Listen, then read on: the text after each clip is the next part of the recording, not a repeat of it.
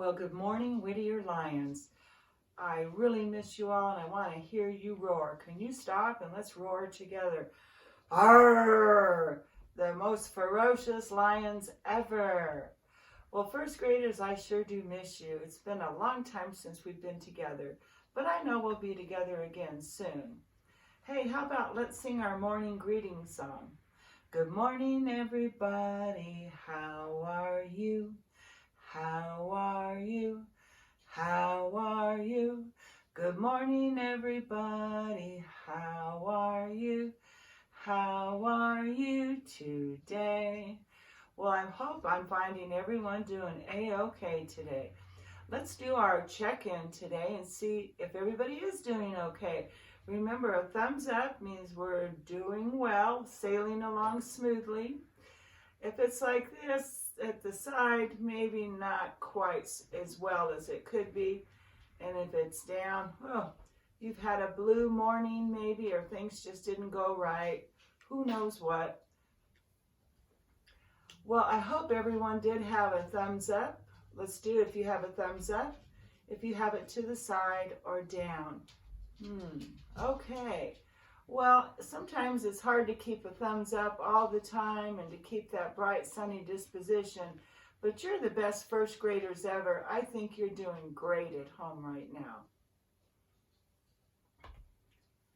Well, I'd like to take a minute or two to do some deep breathing exercises with you guys, just to kind of get ourselves in the mode for math. So if you'll sit up nice and straight. And just for fun, if you want to, you can put your hands together, put them out, put them palms up. I like a kind of palms up type thing for me. So I'm going to do a deep breath. I'm going to inhale through my nose and I'm going to exhale through my mouth. Are you guys ready? Inhale and blow all that old air out. Hey, let's try that again.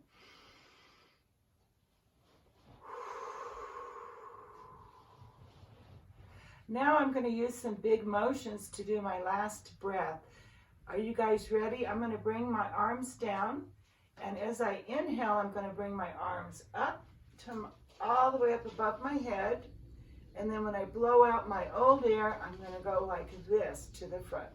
You guys ready? Let's just try it out and see how it goes. Inhale. Oh, I did it backwards. Sorry, I'm supposed to be going this way. Inhale. Exhale. Blow it out. Blow some more. Whoop, whoop, blow some more. All right. Good job. Feel like you're kind of ready for a little bit of math? Well, let's do a quick skip counting activity to really get our brains going.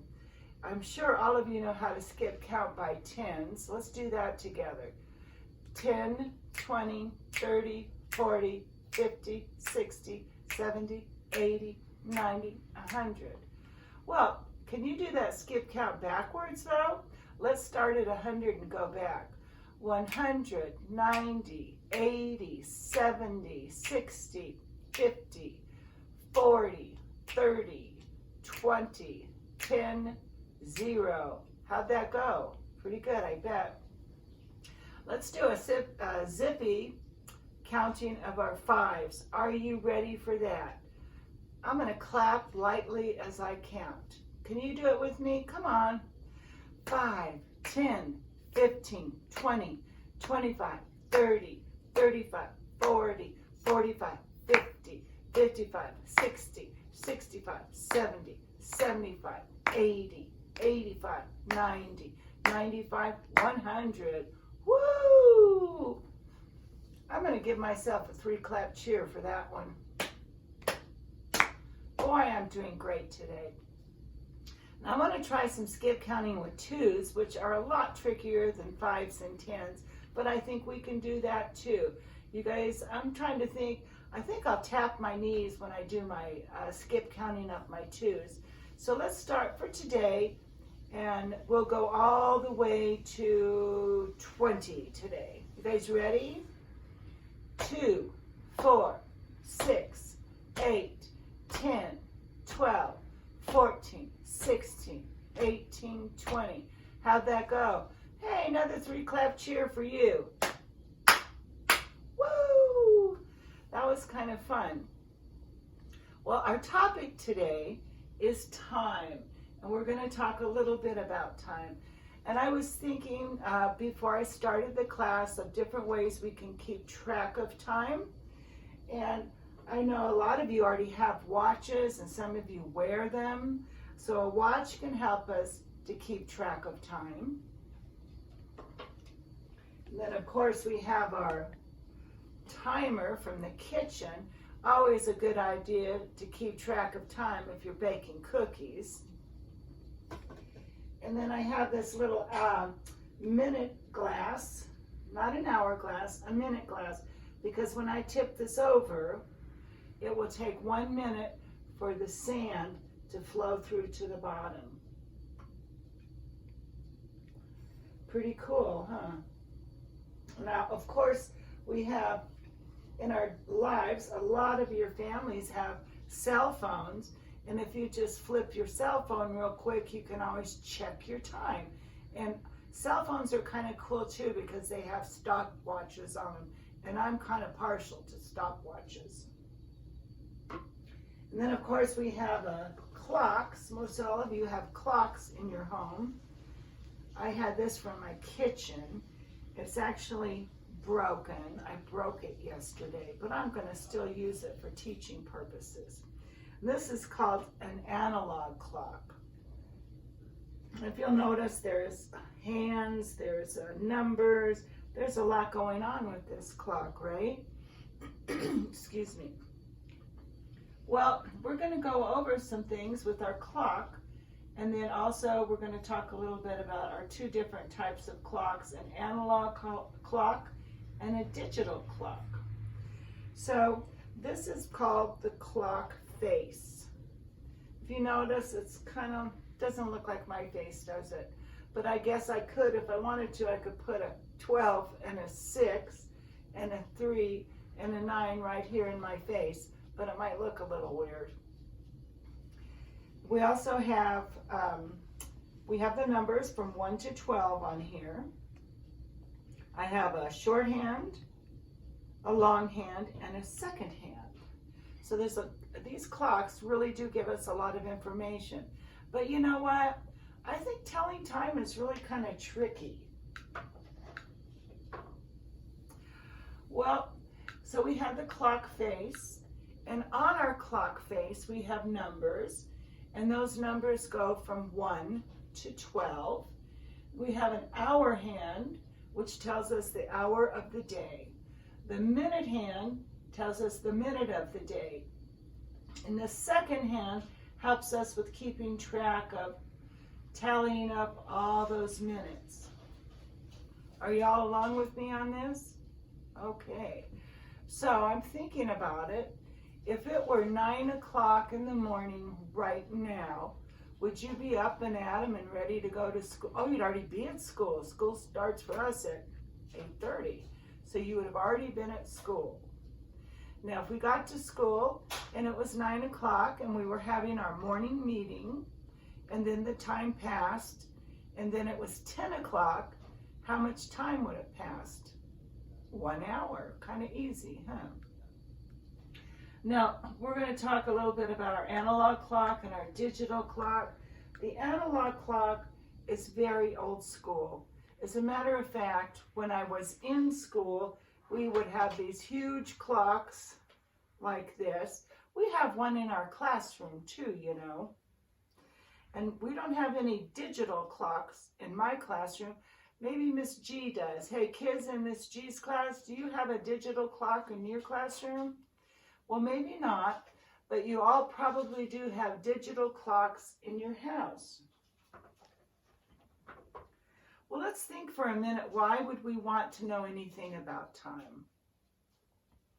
So if I was getting up in the morning and getting ready for my day, let's say I'm getting up at 7 o'clock. I think, I'm going to erase all this for now so I can show you some things on my whiteboard, okay? I'm going to turn a little bit, and I'll go ahead and erase all this.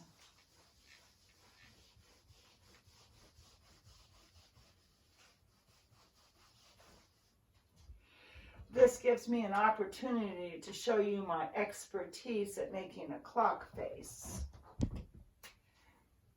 With a clock face, you just make a circle. I like to put a dot in the middle, and then I'm going to have a 12 on top, a 6 on the bottom, a 3 on this side, and a 9 on this side. You see where I'm going with this? If you set up your clock faces like this, if you want to draw one, it's a kind of a nice guide for you. Now I'm going to go ahead and put the rest of my numbers in. This would be 1, 2, here's 3, 4, and 5. I've got 6 here already. 7, 8, 9 is there, 10, and 11. Now I need to put in some long hands and short hands. So I'm going to say we're going to be arriving at school. This is your virtual school. I'm going to be putting my hour hand to the 8 and my long hand, which tells minutes, straight up. So can you guys notice that's 8 o'clock? Now if an hour, oh, let me back up a minute. 8 o'clock. So at 8:30, we would normally have breakfast, right? So then your clock would look something like this. Just had breakfast. And then we eat breakfast and we're going to clean up. While you're at home, make sure you help clean up too for breakfast. It's always nice to have help in the kitchen. Now, the time is going to pass. And before long, it's time to clean up from breakfast. And then it's going to be, what time is that? 9 o'clock. Usually we gather together at 9 in the morning. So if you decide you want to keep a schedule, you could always access your videos at 9 o'clock in the morning, just like a regular school day if you wanted to. And after 9 o'clock, usually we stop at about 9:30. And we take a bathroom break, right?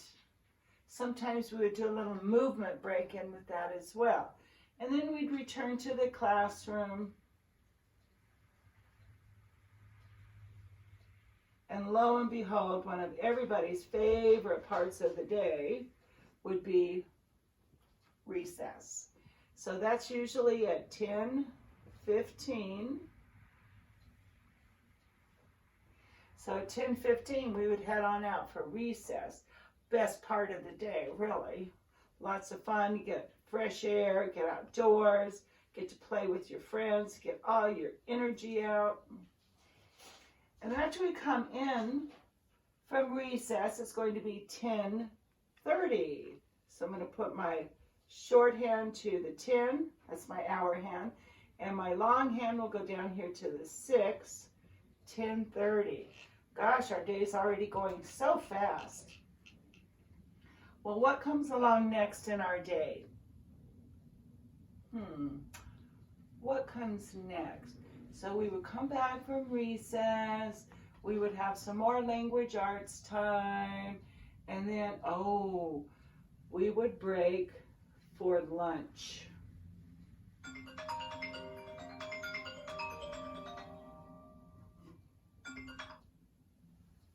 Sorry about that. So we're breaking for lunch, and lunch is at 11:45. So we have lunch, visit with our friends, have a yummy meal from our cafeteria staff, and then next thing we know, we're outside having recess. The recess duty has blown the whistle, and we're lining up to come back into class. You guys know what time that's at? 12:15. So I'm going to put my shorthand to the 12 because it's 12 and 15. This would be 15 minutes after the hour, 12:15. So we come in from recess, we take a little break, get a sip of water, take care of ourselves, put our lunch stuff away, and then here we go again. We're going to work up until specials. Another great time of the day. I sure do miss all our specials, teachers and their classes. They were so wonderful. Well, we usually would go at 1. I'm going to put my shorthand on the 1. And I'm going to put my long hand on the 6. And this represents 1:30. Well, more than half of the day is certainly gone by. So after 1:30, you guys go to specials. You have yourselves a great time, which you always do. And then I'll come pick you up. And that time would then be, 2:15. Put a dot in the middle here. Our hand goes to the 2. Long hand goes to the 3.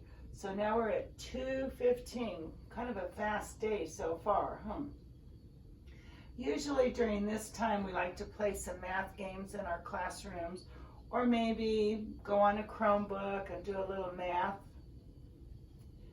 Well, after 2:15, guess what rolls around? Snack time at 3 o'clock. So again, I have a shorthand to the 3, and my long hand, which is my minute hand, is straight up. It's right on the hour, 3 o'clock. Well, we have a nice yummy snack. And then next thing you know, our Genius Hour starts, and that always starts at 3:15. So I'm going to have my hour hand go to the 3. But guess what? I also have to have my long hand, my minute hand, go to the 3 as well. So I'm going to just point it out. Not a very straight hand, but I guess it'll work. And your clock will look something like this, 3:15. Wow, what a day. I already feel kind of tired. It's been such a busy day for me. Well, the last thing that happens in the day is that we have dismissal. Dismissal happens at 4 o'clock. We have our hour hand on the 4, our minute hand straight up at the 12. That is 4 o'clock. Wow, we just finished a super busy day. How are you guys feeling? Whew, okay. Well, wasn't that strenuous, was it? I'm going to go ahead and erase this now, and I'm just going to show you a quick sketch of the digital clock. And I won't go through a whole day with you on the digital clock, okay? But these are what are the digital clocks.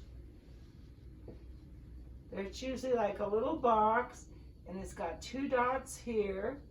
And if I was getting up at 8 o'clock in the morning, that's what my digital clock would look like.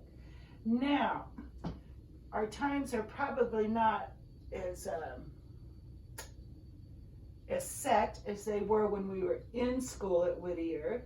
So I'm going to say, what happens if I sleep until 8:30? This is what your digital clock would look like. So on this side of your digital clock, you have the hour, and on this side of the digital clock, you have the minutes. Just wanted to go over that a little bit. Well, how's everybody doing so far? We'll probably do a little bit of review in time as our lessons go on and see how everybody's doing with it. So if you can, in your homes, try to locate how many clocks you have and see if you can read the time on your clocks. Check it out. See if you could maybe tell your mom or your grandma or great Uncle Harry what time it is. Practice with everybody. One thing I did not talk about, and I'll do it next time around maybe, that we do have increments of 5 all the way across, or all the way around our clock.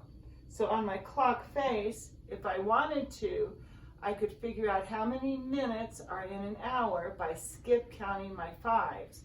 So if I started at 1, I could go 5, 10, 15, 20, 25, 30, 35, 40, 45, 50, 55, 60. How many minutes are in an hour? 60. You're right. I thought maybe I would have caught you, but I didn't. All right. Well, thank you for joining me for your time lesson today. I want to move into something else right now, and this has to do with science. So give me a 2 hands up if you view yourself as a scientist. Yeah, we love science in my home. My nieces are really good in science. They love it too. I think most kids do. Oh, I'm going to go ahead and put my hands down. And we're going to talk about science a little bit. I have a challenge for you. Who knows what? I'm going to write this word down. Hold on a minute. I'm going to just write it up here on my whiteboard, okay?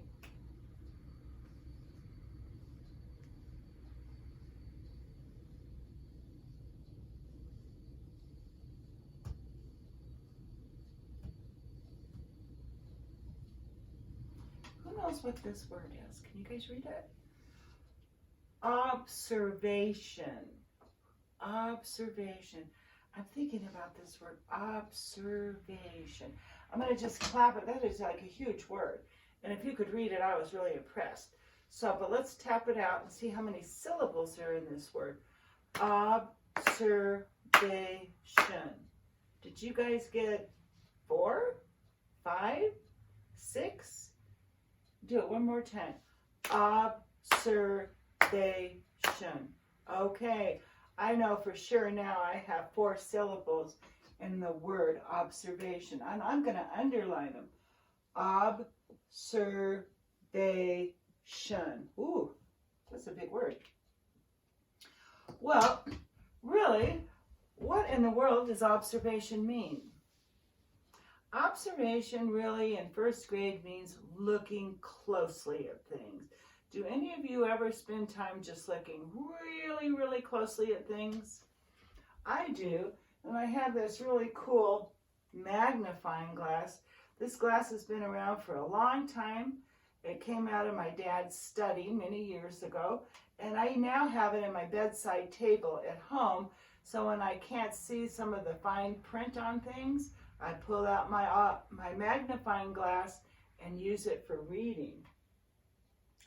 But for today's purposes, we're going to use it for observation. That's just looking closely at things. So this morning I went outside and I found a pine cone. And I like pine cones, but you have to be kind of careful with them because they have these really pointy parts on them that kind of hurt if you put your hand down too hardly or too hard. So I really like these. They're pointy, they kind of stick. It's a nice brown color, I'll tell you that. And each one of these little petals on my pine cone is really pretty hard. I can move it a little bit, but I can't make an indentation into any of them. Now the other thing I found outside was a rock. This just came right out of my front yard. Just a regular old rock, but I can think of several things to describe this rock. First of all, it's really smooth. It's hard. Can you hear that tap, tap, tap? So my rock is hard, and it's also gray, but it's got flecks of white in it as well. I'm hoping you can see my rock okay. So what I want you to do is start thinking about observing your natural world. That's things that are in nature. So if you were to do that, You could go outside into your front yard or your backyard, or maybe it's your porch or your patio, and take a look around and see what's in your natural world. And I want you to observe it closely. Get in there, get your eyes and your nose way in there and take a look at it. And then I want you to think of 3 describing words for each one of your observations. I think you can do that, right? Yeah, you guys are hot shots. Well, I'm going to go ahead and close for today. Thank you so much for joining me, and I'll see you again this week. I miss you. I love you. You guys are the best. Bye.